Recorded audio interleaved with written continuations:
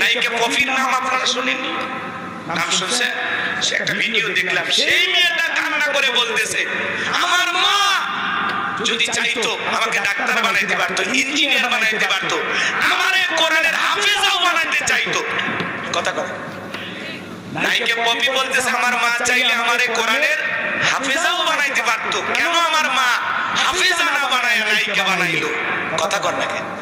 একটা নায়িকা জীবনের শেষ প্রান্তে এসে বলতেছে, জীবনে অনেক গুনাহ করেছি, অনেক পাপ করেছি, তওবা করে ফিরে আসতে চাই, বাকিটা জীবন ইবাদত বندگی করে কাটাইতে চাই।